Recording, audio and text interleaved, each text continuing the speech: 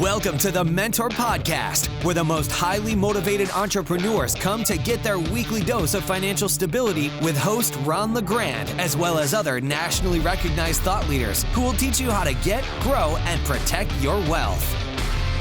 Well, hello, everybody, and welcome to another episode of the MentorPodcast.com.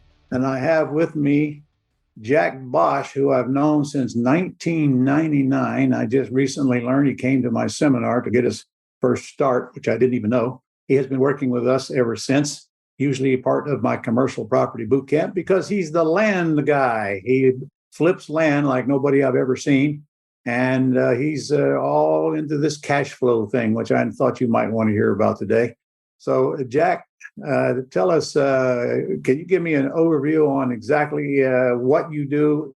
Absolutely. I would love to. First of all, I'm honored to be here. Yes, as you mentioned, I got my very first deal done using your materials and using your contract. And then it was a land deal. So it's not what you were teaching, but we just happened to come across this 16-acre parcel in Northern California in a beautiful area worth about 150K, and we got it for 70K, and we didn't have a contract or anything, so we grabbed your stuff and just applied it for it and made $32,000 on that deal without putting any money towards the deal as a strict wholesale deal. Yeah. So was very, very, very excited about that. And then we gave you a testimonial, and it ended up in one of your books. So what we do is land flipping. So we flip land like everyone else flips houses, just that we basically eliminate one of the more complicating factors in real estate, which is the house. So there's no repairs, there's no upgrades, there's no inspections, there's no mold, there's no foundation issues. We simply wholesale land, and we basically became perfected a strategy to find the people out there who don't want to own a piece of land. And we many times have owned it for decades or for many years or inherited it, and they just don't want it anymore, which is a level of motivation that's even beyond the house sellers, because they don't even own a mortgage on it. It's usually free and clear land, and they just, like, time and circumstances change, they just won't get rid of it. They have this garage sale mentality, and they're giving them to us for anywhere between 10 and 45 cents on the dollar. And then we turn around and very simply put it up on social media on the different platforms and sell it again and make money in the middle. And we do that either as wholesale, or we also specialize in selling these properties with seller financing. So you get a $50,000 property for $8,000, you turn around, sell it for $50,000 with a 20% down payment. So you get $10,000 as a down payment. Only pay $8,000 for the property. You can do that even with a title company as a double closing, where they use the buyer's money to pay the seller. And so with no money out of pocket, you just flip the property and create it now and build also a cash flow stream, because you're selling it for $50,000 with a $10,000 down payment, which means you're carrying a loan of $40,000 with, let's say, $500-600 a month. So you're creating a pure seller financing cash flow with no maintenance, no tenants, toilets, and termites, all without using a dollar out of your own pocket. Yeah, those are the things we do. Okay, so you're building a ton of cash as well as a ton of cash flow, financing air, basically, items that you don't have anything in. So you're not like a car dealer. Somebody's got to pay for that car. You got more out of the down payment than you probably paid for the land in most cases. So you're ahead. In other words, you put yourself in a position to where you can't lose. Therefore, you can't lose. No banks, no credit.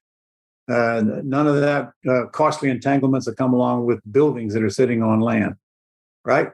So, do you flip all of them without taking title, or do you actually buy some of them? Well, it depends. So I would say we teach this also, and I would say like about 97% of our students, they do deals without taking title.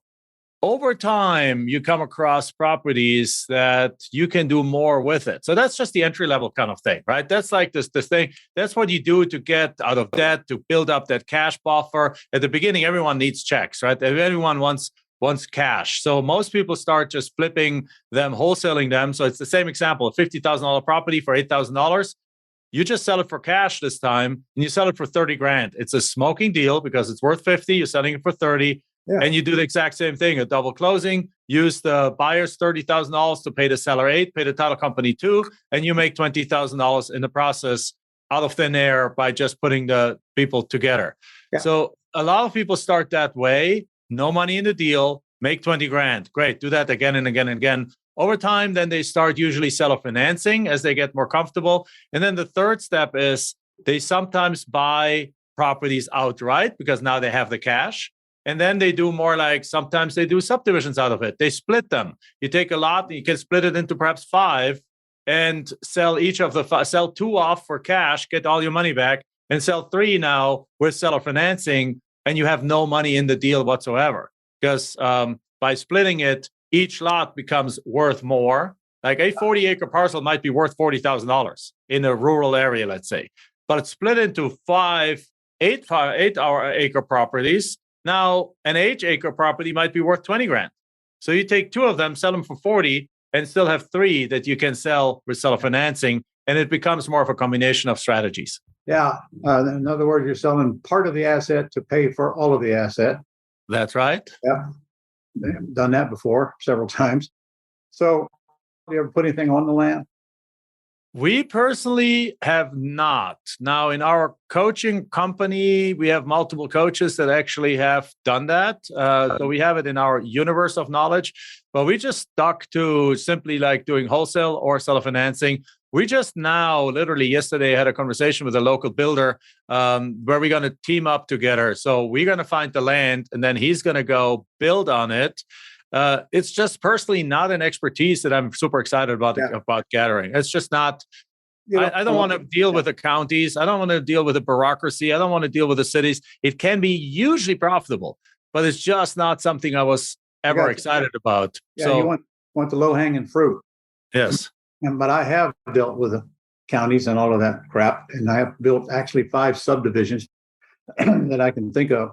In fact, one of them in North Carolina, I bought 124 acres of land with a house on it, nice house. So I had the surveyor split off 5 acres around the house, assign a new legal description, sold that off, and almost paid for the entire 124 acres, and then later did develop it into lots. So I like any kind of a split. So you guys, when you're looking at houses, be looking at houses with extra land. And then the first thing you want to ask yourself is this thing splittable? Because that has a lot to do with what the city's going to let you split it up into. And it has a lot to do. Just the other day, we drove down to St. Augustine to look at a house that was on 8 acres, but the darn house was right in the middle of the 8 acres, which kind of destroyed the ability to develop the thing. I mean, just ruined it. I love it when I find a bunch of acreage with a house over in a corner somewhere, cut it off and sell it off like I just described. So, Jack, what somebody wants to learn how to do land like you're doing it, it's really just a matter of targeting the land, and you do it with direct mail, do you not? Yep, we do. Okay. Like you can do text messaging, cold calling, all kinds of things, but in our universe, direct mail still works the best. I mean, we literally have students that come out of the real estate side, of the house flipping side, and they're like, why don't you direct mail? Why do you direct mail? Why don't you just text and cold call? And they do that, and they do get deals with it. But at the moment they want to scale this up, they all revert back to direct mail, because direct mail works in our world just simply better because there's very, very little competition. Now, are there other land flippers out there? Yeah, of course there are. It's not a competition-free zone, but compared to the house flipping world, I would probably say that for every 100 house flippers, there's 1 land flipper. I mean, as a matter of fact, you go into any kind of RIA, into a real estate investment association, and you ask around who is a land flipper, you won't find any. They're all house flippers. Nothing wrong with that. There's millions of houses in there, tens of millions, hundreds of millions of houses in the United States, but there's actually, I think, 6 times as much land out there than there is houses. And there's probably 100 times less people going after that land than there is house flippers. So as a definition, you have something like for every 100 house flippers, there's like 1 land flipper, which really makes direct mail work very well, because they're not getting bombarded with yellow letters and with handwritten letters and with all this kind of stuff. They just simply might get a letter a couple of times a year, and if that. And when you get a deal under contract, there's nobody else that kind of like tries to slide in and offer more money. There's no competition for those deals on the acquisition side. And on the disposition side, we're actually at a intersection, and a historical intersection of kind of like world movements that make land sexier than it has been for a long, long time. Well, I don't know how you make land sexy, but it doesn't matter. It's more popular, I guess. So yes. When you use direct mail, of course, you don't ever touch a stamp or an envelope. You have all that done for you by. Of course, yes. Yeah. We use direct mail companies. We developed the software that our students get to use too, that has a fully integrated integration with 2 mailing houses. So you can choose which one you want to use. You simply just load the data from a data source that's also integrated. You then simply move it up to the mailing house. You pay them for the mailings, and they send your letter out, and which is a proven letter that we use. And it's all pretty much integrated already. So how do you pick the area you mail to? Well, that's a good thing. So that's one of the areas that I'm where I'm saying like there's multiple kind of global forces that really make land sexy, or at least land more desirable, if I want to use your words for it. We focus on 3 kinds of areas. Area number 1 is what we call infill lots. It's called infill lots, right? Infill lots are always going to be sexy. Obviously, we all know, I think you and I agree on that. We talked earlier today before we went live here. There's a shortage of housing in the United States. Mm-hmm. And so even if the market prices are currently sliding for houses in many areas of the United States, you can still build profitably if you find the land at the right price and to build the right kind of product on it. Now, that's not what I do, but builders do that. So the infill lots are very quick sale to a builder. Like it's say an infill lot in an area where houses cost $500,000 or $400,000. That infill lot is worth about 25% of market value of the houses. So that's a $100,000 lot. With our method, you can find those for 50, 60 grand, and on the upside of what we pay, on the upper end of what we pay, and then flip it to a builder for, let's say, 75K. So you make somewhere about $15,000, $20,000 on that deal, quick wholesale. Simply pull up a list of all the builders in the area, which is publicly available online, and they'll buy that thing very, very quickly and build on it. Second kind of property we focus on is a property in the path of growth. So for that particular area, one of the things, before I explain that though, one of the things I want to make clear is that our land flipping is a 100% virtual method. Yeah. So 100% virtual, meaning that because it's land, you don't have to go see it. What is there to see? A bunch of trees. I can look at them from an aerial picture. You don't have to show the property. You don't have to go do estimate repairs on the property. So as a result, we have students, for example, in Hawaii that do deals in Florida and do deals in Texas and do deals in Alaska and do deals in other places of the United States without ever flying over to the mainland. So as a result, the first thing is that you do not need to do this in your backyard. That's the first misconception people have about real estate. They're like, well, Jack, I live in Manhattan. There's no land. Yeah, but in upstate New York is, as well as in Florida is, as well as in Tennessee there is, as well as in California there is. And what does it matter where you live? Because it's 100% virtual. As a matter of fact, we have... Makes no difference. Same thing with wholesaling houses. I got to tell you a story. I just sold a piece of land that I bought at a tax deed sale here in Jacksonville, 14 acres. And paid $215 at a tax deed sale. Didn't have any time to do due diligence on the darn thing. Found out about 5 or 6 acres were high and dry, and the rest of it was wet. Even with all of that, I just sold it for $650. So wow, there we go. I tried to walk on it one time, and I got 10 feet into the woods, and I said, "What the hell am I doing here?" I turned around back. I said, "I ain't going back there." Never went back since. I can't even tell you how to get to the land right now. But certainly going to it didn't help anything. But I knew it was in a good upcoming area. We have flipped 4,500 pieces of land, and the last time I've actually physically seen one of the pieces of land that we have flipped was in 2007. Yeah, that's 16 years ago. As you know, I got a commercial boot camp, and I show several samples of land. I got a piece of land in Michigan right now. I'm telling our listeners this because if you can't flip it, sometimes it might make sense for you not to flip it, but to do a little something on it first and then flip it. I did rezone that property. cost $5,000, which is what made it sell. By the way, guess who bought it? People want to build apartments on it. 6 acres, a lot of apartments. So I got a piece in Michigan right now. I bought it's free and clear. I bought it from the owner on a land contract for $650. It's 57 beautiful acres ready to develop, man. Wow. But I gave him $50,000 down and a 3-year note on the balance with no payments. So I'm about in the middle of that right now. Just as soon as we buy this thing, and developers start getting leery of buying land to develop, but I know it'll sell. That thing is on the market, I think $1.4 million right now. But I had to buy it, is the point.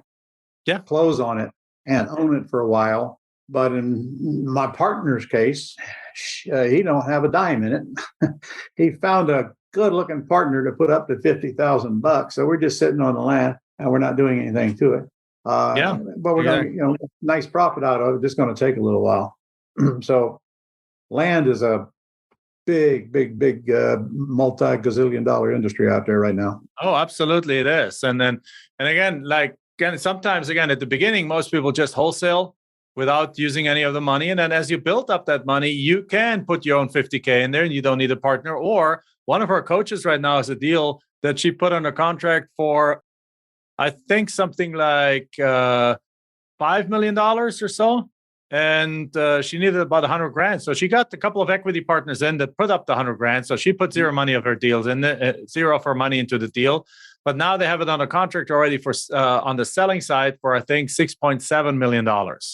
It's a nice $1.7 million profit, right? So, and of course, because of the people putting the escrow money, they get a piece of it. She might end up with whatever, $1.4 million or something like that. Still not a bad deal for a deal that you actually have no money in it. So yes, in those cases, you actually have to sometimes buy them or you have to put some earnest money deposit down. But on our typical deal, we actually put zero earnest money down because we're dealing with a kind of a seller that just doesn't want to deal with his land anymore. Yeah. They've owned it for many, many years. They inherited it. They perhaps they wanted to build a house on it, but then lives and circumstances have changed. Perhaps the spouse, perhaps the grandchildren were born, or something in their life changed. They got a divorce, or one of the spouse died, or something like that, and they just don't want to do this anymore. And now they have this thing. They have to pay property taxes. It's free and clear. They have to maintain it, and they just don't want it.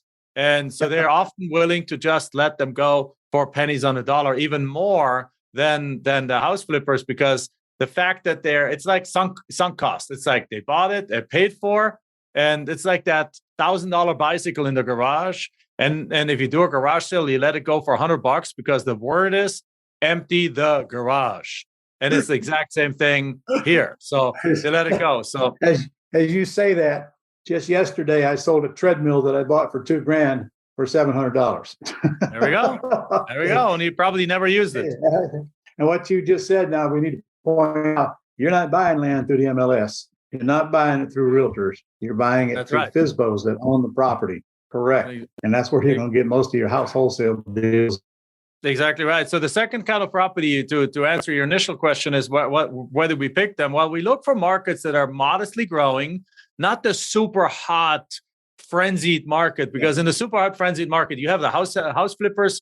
They can't find enough houses, so they are even buying land and building on them from scratch. You got the big developers looking for land. You got even the last homeowner knows that there's value in their land, so they're not willing to let them go for pennies on the dollar.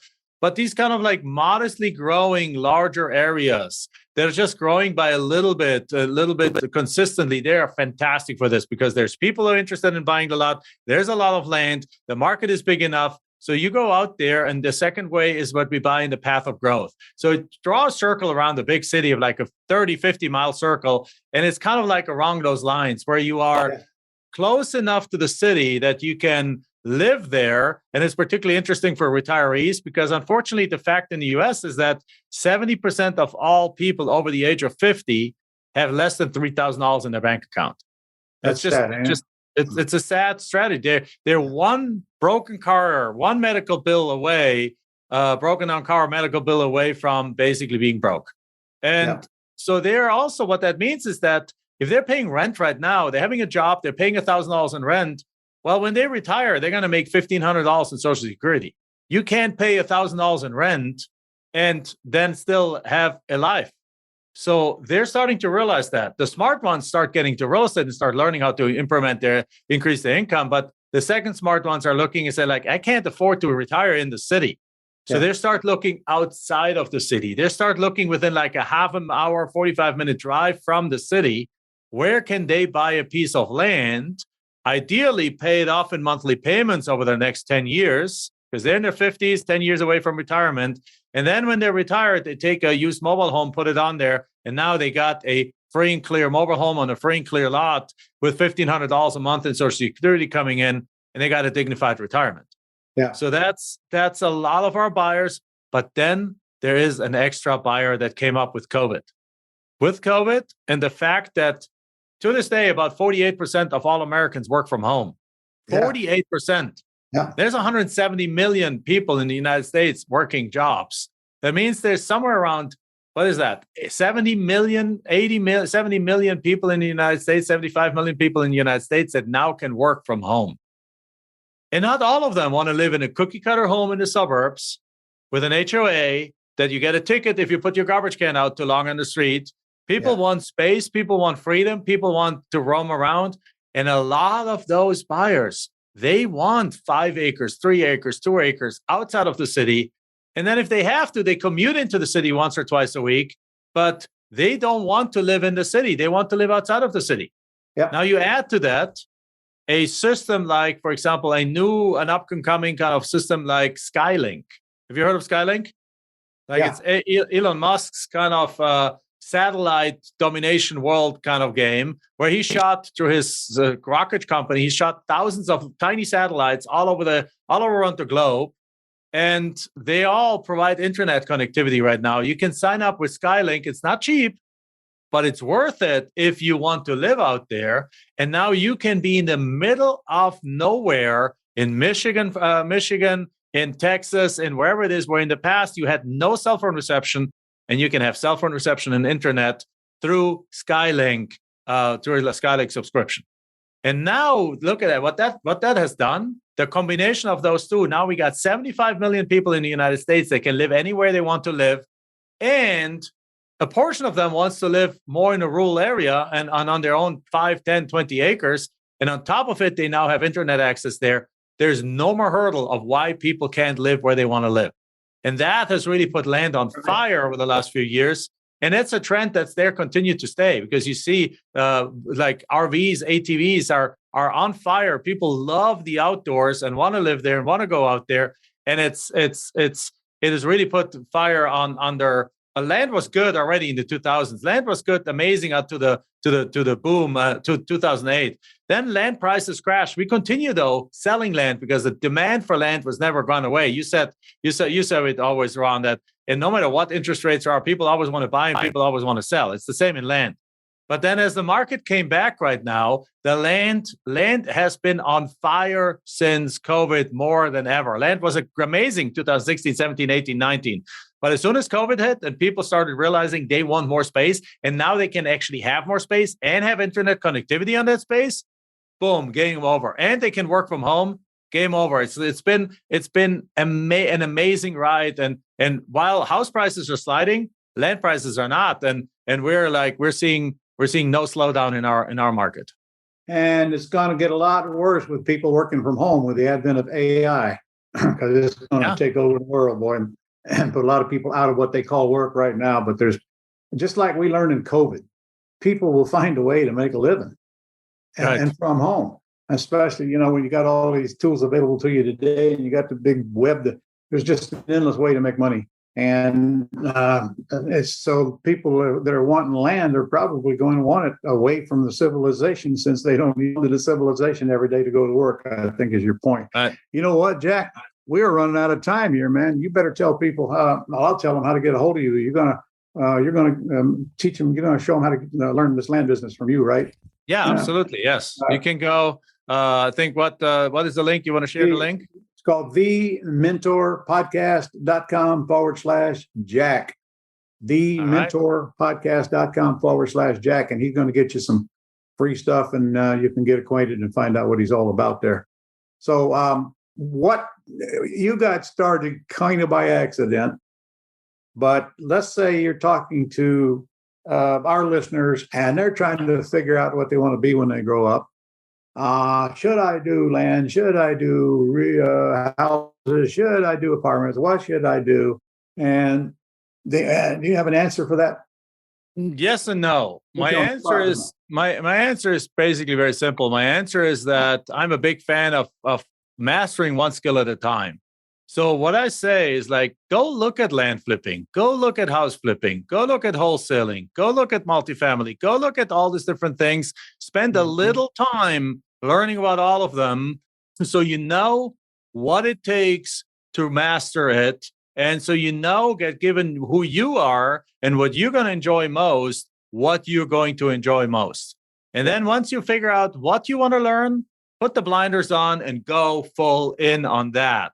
Yeah. Master it, become amazing at it, and then you'll start seeing that at the end of the day, it's all the same, because as you learn those skills are transferable into additional kind of real estate areas, and you add one thing at a time. Like, for example, I always say, like, if somebody we now own almost 1,000 apartment units. We just bought a 94 unit apartment complex that was hit by a hurricane, and we were rehabbing it and things like that. It's a highly complex process.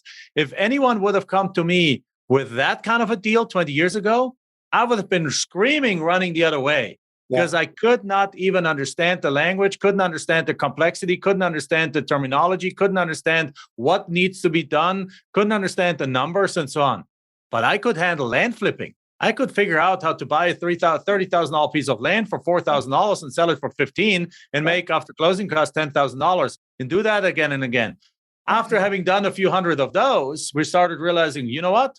We can understand this now much better. Let's add some houses to it. After having done a few thousand land deals, now we're like, hey, let's go buy some multifamilies. Let's go buy some of these things. So our ability and our comfort level and our capabilities have expanded over time, but only after honing in on one thing and becoming amazing at that one thing. And that's what would be my recommendation.